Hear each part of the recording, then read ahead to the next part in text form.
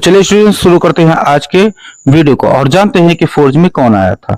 He has sent his daughter apparently hoping that she would have better powers of persuasion than he himself. तो उसने अपनी बेटी को भेजा था। किसने भेजा था? उस आयरन मास्टर ने उस जो रेड ट्रैप सेलर को उसको घर ले जाने के लिए अपनी बेटी को भेजा और ये इस उम्मीद करके भेजा था कि शायद उसकी बेटी के पास उससे बेहतर परसुएशन मतलब राजी करने की जो ताकत है, जो पावर है, किसी को मतलब मनाने की जो क्षमता है, उससे बेहतर क्षमता उसकी बेटी के अंदर थी। She entered followed by wallet. Wallet मतलब हो या नौकर, सर्वेंट। तो वो वहां पर प्रवेश करती है और उसके पीछे पीछे उसका नौकर, उसका वॉलेट था। Carrying on his arm a big fur coat, जिसने अपनी बाह में अपनी भुजाओं में एक बड़ा सा फर का कोट उठा रखा था, बड़े बड़े रोने वाला कोट उठा रखा था। She was not at all pretty, वो ज्यादा सुंदर नहीं थी, but seemed modest and quite सही, लेकिन वो जो थी वो विनम्र थी। मॉडेस्ट का मतलब विनम्र थी, एंड शाई और शर्मीली लग रही थी। In the forge everything was just it had been earlier in the evening, और फोर्ज के अंदर जैसा शाम को था वैसा अभी भी था। मतलब जैसा शाम को जो काम चल रहा था वो काम अभी भी वैसे ही था, उसमें कुछ बदलाव। बेंच जो मुख्य लोहार था और उसका अप्रेंटिस सहायक जो था वो अभी भी अपनी बेंच पर बैठे हुए थे। And iron and charcoal still glowed in the furnace, और लोहा और कोयला, आयरन एंड चारकोल, लोहा और कोयला, still glowed in the furnace, भट्टी में अभी भी तप रहे थे, चमक रहे थे। Stranger had stretched himself out on the floor and lay with a piece of pig iron under his head and his head pulled down over his eyes. और जो अजनबी व्यक्ति था, यानी जो रेड ट्रैप सेलर था, स्ट्रेच्ड हिमसेल्फ, अपने आप को फैला लिया था, ऑन द फ्लोर, यानी फर्श पे एकदम फैल कर लेट गया था, and lay with a piece of pig iron under his head, और अपने सर के नीचे एक लोहे का मतलब कच्चे लोहे का, पिग आयरन मतलब कच्चे लोहे का टुकड़ा रख के अपने सर के नीचे, वो जो रेड ट्रैप सेलर था वो अपने सर के नीचे तकिए की तरह कच्चे लोहे के टुकड़े को इस्तेमाल कर रहा था। His head pulled down over his eyes, और उसने अपनी आंखों के ऊपर अपने टोप को, हेड को खींच रखा था कि उसका सब चेहरा जो है ढका रहे। As soon as the young girl caught sight on him, जैसे ही उस लड़की ने वो जो युवती थी, उस युवती ने उस व्यक्ति को, रेड ट्रैप सेलर को देखा, he went up and lifted his hat, वो उसके पास गई और उसके टोप को उसने उठा लिया।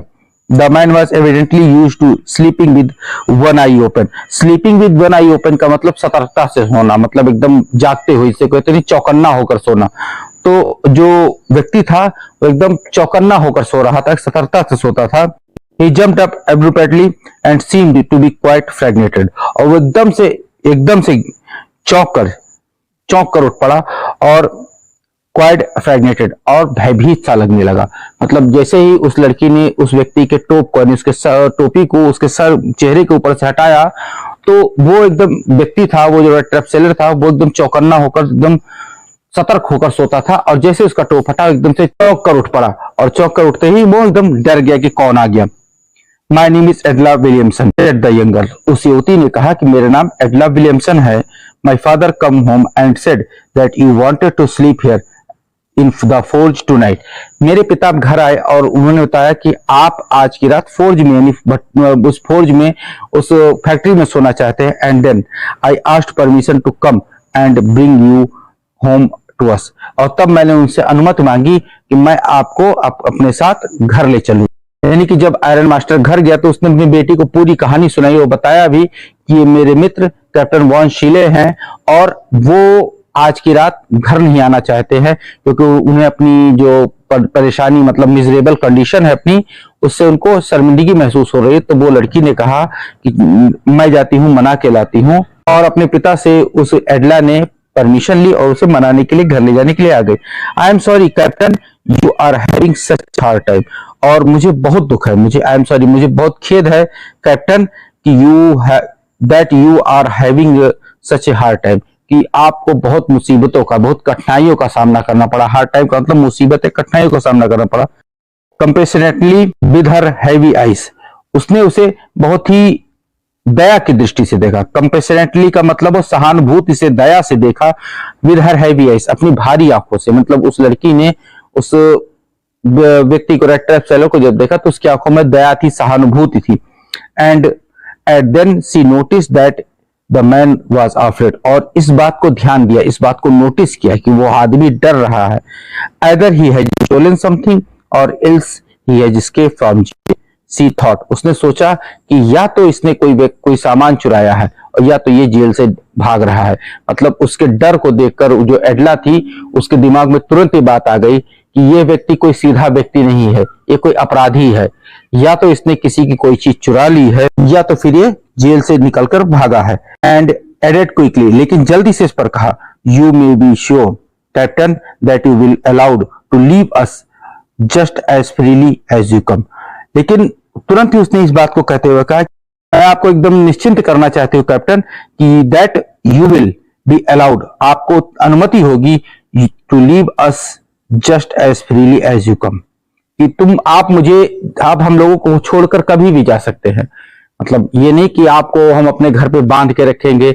उसके डर को देखकर वो लड़की समझी कि ये कोई अपराधी है, तो वो डर सोची कि डर रहा है कहीं मुझे ले जाकर घर पे बंद ना कर दे और फिर पुलिस को बुलाते। तो उस लड़की ने उस व्यक्ति को दिलासा देते हुए कहा कि आप जब भी चाहें तब भी हमारे घर से आ सकते हैं। Only please stay with us Christmas eve, केवल हमारे साथ क्रिसमस की शाम तक आप रुक जाइए। उस लड़की ने कहा कि आप मेरे साथ केवल क्रिसमस की शाम तक रुक जाइए और उसके बाद आप जब चाहें तब अपना हम लोगों को छोड़कर आ सकते हैं। He said this in such a friendly manner that the rat trap peddler must have felt confidence in her. उसने ये बातें इतने मैत्रीपूर्ण फ्रेंडली मैनर, इतने मैत्रीपूर्ण ढंग से कही थी, इतने प्रेम से कही थी कि उस रेड ट्रैप पैडलर, मतलब जो चूहेदानी बेचने वाला जो आवारा था, पैडलर था, उसको उस पर विश्वास होने लगा और उसने उस पर विश्वास कर भी लिया। It would never have occurred to me that you would bother with me yourself, miss. It would never have occurred to me. मेरे दिमाग में ये बात कभी आई ही नहीं थी। That you would bother with me yourself, miss. जो उसने कहा कि मिस, मैंने कभी ये सोचा नहीं था कि आप मेरे लिए इतनी परेशानी उठाकर यहाँ आएंगी, अब मेरे लिए इतना कष्ट उठाकर यहाँ आएंगी। He said, I will come at once, मैं तुरंत ही आपके साथ चलता हूं। मतलब उस रेड ट्रैप सेलर ने जब वो उसकी जो है मित्रतापूर्ण बातें सुनी तो उसको उस पर विश्वास हो गया और उसने उस लड़की से कहा कि मुझे इस बात का विश्वास नहीं था मिस कि आप मेरे लिए इतना कष्ट उठाकर यहाँ तक आएंगी और इसीलिए मैं आपके साथ तुरंत चल पड़ूंगा, मैं यहाँ पे अब नहीं रुकूंगा। He accepted the fur coat, उसने उसके द्वारा लाए गए फर यानी रोए के कोट को स्वीकार कर लिया। Which the valet handed him with a deep bow, जिसको उस नौकर ने बहुत ज्यादा झुककर उसके सामने पेश किया और उसने उस कोट को स्वीकार भी कर लिया। Throw it over his rags, उसे अपने चीथड़ों यानी जो कपड़ा उसने पहन रखा था उस फटे पुराने कपड़े के ऊपर डाल लिया। And followed the young lady out to the carriage, और उस लड़की के पीछे पीछे वो कैरिज यानी कि उस जो है कैरिज जो घोड़ा गाड़ी थी उसके उस तक चला गया। Without granting the astonished blacksmith so much as a glance, और आश्चर्यचकित लोहार था, उस लोहार के ऊपर बिना निगाह डाले, बिना नजर डाले उस लड़की के पीछे पीछे उसकी घोड़ा गाड़ी की तरफ चल पड़ा। But while he was riding up to the manor house he had evil foreboding, लेकिन जैसे ही वो उसके जमींदार के घर के जाने के लिए उसकी घोड़ा गाड़ी में बैठ रहा था उसके दिमाग में तुरंत एविल फॉरबिडिंग मतलब बुरे बुरे ख्याल यानी बुरे बुरे अपशकुन उसे महसूस होने लगे। उसे लगने लगा कुछ मेरे साथ बुरा होने वाला है। भाई the devil did I take the fellow's money, और मैंने उस भले आदमी का धन क्यों चुरा लिया। उस व्यक्ति ने, रेड ट्रैप सेलर ने सोचा कि मैंने उस व्यक्ति का धन क्यों चुरा लिया। अगर मैं पैसा चुराया ना होता, मैंने उसका पैसा ना लिया होता तो मैं इस जमींदार के घर में चाहे जब तक चाहता तब तक रहता, लेकिन अब मैंने जो पैसा चुरा लिया है, मैं चोर बन गया हूं, तो मुझे डर लग रहा है कहीं मैं पकड़ा ना जाऊं, इसीलिए मैं इनके घर पे, इतने अच्छे लोगों के घर पे जा नहीं सकता हूं। Now I am sitting in the trap and will never get out for it, और मैं ऐसे जाल में फंसने जा रहा हूं जिससे मैं कभी बाहर निकल नहीं पाऊंगा। The next day was Christmas Eve, and when the iron master came into the dining room, the breakfast was probably thought with the satisfaction of his old regimental comrade whom he had run across the unexpectedly. अगले दिन Christmas की संध्या थी और जब iron master came the dining room, अपने खाना खाने के कक्ष में आया, भोजन के कक्ष में आया, फॉर ब्रेकफास्ट यानी नाश्ते के लिए जब अपने भोजन कक्ष में आया, He probably thought with satisfaction of his old regimental comrade. वो अपने जो रेजिमेंटल अपने फौज के साथी के बारे में ही सोच रहा था, whom he had run across the unexpectedly, जो उसे मतलब संयोग से ही, जो उसे अप्रत्याशित ढंग से कहीं मतलब अचानक से मिल गया था. First of all, we must see to it that he gets little flesh on his bones. पहले हमें देखना चाहिए कि उसके जो हड्डियों पे कुछ मांस चढ़ जाए, अर्थात मतलब वो दुबला पतला है तो कुछ खा पीकर वो मोटा ताजा हो जाए, कुछ स्वस्थ हो जाए. He said to his daughter who was busy at his table. उसने अपनी बेटी से कहा जो कि खाने की मेज लगाने में व्यस्त थी. मतलब उसने कहा कि ये बहुत दुबला पतला है और पहले हमें इस बात का ध्यान रखना चाहिए कि कुछ खा पी कर ये कुछ अच्छे अच्छे भोजन करके ये मेरा दोस्त जो है कुछ स्वस्थ हो जाए, कुछ हष्ट पुष्ट हो जाए. And then we must see that get something else to do, that to run around the country selling rat traps.